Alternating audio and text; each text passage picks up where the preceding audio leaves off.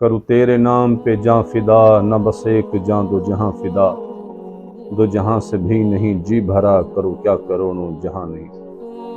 سرزمین مدینہ ہے، آدھی رات کا وقت ہے، لوگ محو خواب ہیں، لمبی تان کے سوئے ہیں۔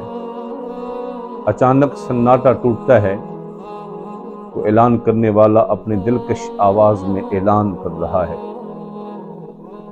اے نبی کے چاہنے والو، اے نبی کے متوالو، اٹھو تم نے لمبی نیند کر لی ہے، تمہارے آقا مولا صلی اللہ علیہ وسلم نے تمہاری قربانی مانگی ہے۔ وہ مائیں اٹھ جائیں جن کے گھروں میں جوان بیٹے ہیں، وہ خواتین اٹھ جائیں جن کے سر کے تاج موجود ہیں۔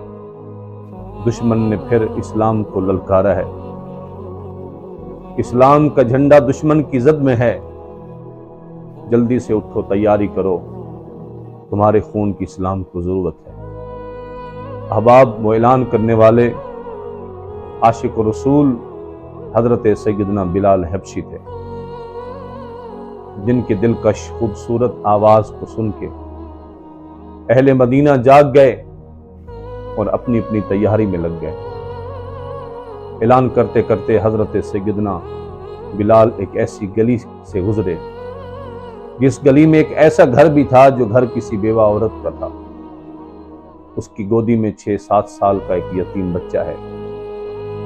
اس کے جب کانوں میں آواز گونجی سیدنا بلال کی، بے اختیار اس کی آنکھوں سے آنسو نکل پڑے۔ اب اس کے آنسو بچے کے چہرے پہ گرے، بچے کو جاگ ہو گئی۔ اچانک آدھی رات کے وقت ماں کو روتا ہوا دیکھا تو پوچھا، میری ماں، کیا میرے بابا کی یاد آئی ہے؟ دنیا کے کسی غم نے ستایا ہے؟ اس کی ماں نے کہا، نہ بیٹے، نہ تیرے بابا کی یاد آئی ہے، نہ دنیا کے غم نے ستایا ہے۔ یہ عشق و محبت کی بات ہے، تیری سمجھ میں نہیں آنے والی۔ تو بچے نے بھی رونا شروع کر دیا۔ ماں نے کہا، بیٹے مت رو، جب یتیم روتا ہے خدا کا عرش بھی ہل جاتا ہے۔ اس بچے نے کہا، نہ، جب تک تو رات سے پردہ نہیں اٹھاتی میں ایسے ہی آنسو بہاتا رہوں گا۔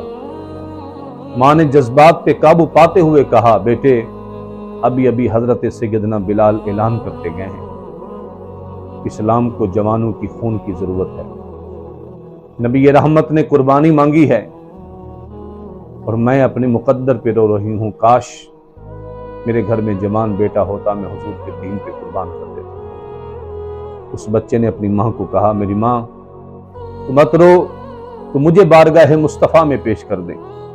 اس ماں نے کہا، بیٹے میدان کارزار میں تو بڑے جنگجو، بڑے تجربہ کار، بڑے طاقتور لوگ ہوتے ہیں، وہاں میدان جنگ میں لڑنا تیرا کام نہیں۔ اس نے کہا، میری ماں یہاں لڑنے کی بات نہیں ہے، نہ ہی طاقت کی بات ہے، نہ ہی تجربہ کاری کی بات ہے۔ اگر تیرا عشق سلامت ہوا تو رسول اکرم تیری یہ قربانی کو قبول فرما لے۔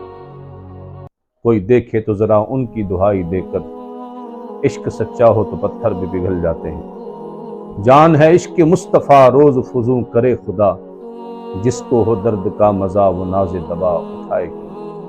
جلی جلی بو سے پیدا ہے سوز عشق چشمے والا، کباب آہو میں بھی نہ پایا مزہ جو دل کے کباب میں ہے۔ صبح کی نماز ہو چکی ہے، رسول اکرم نے لشکر تیار کیا ہے، جس کو منتخب کرنا تھا حضور نے کر لیا، جسے واپس بھیجنا تھا حضور نے بھیج دیا۔ سرکار دو عالم علیہ السلام جانے لگے تو نظر رحمت پڑ گئی۔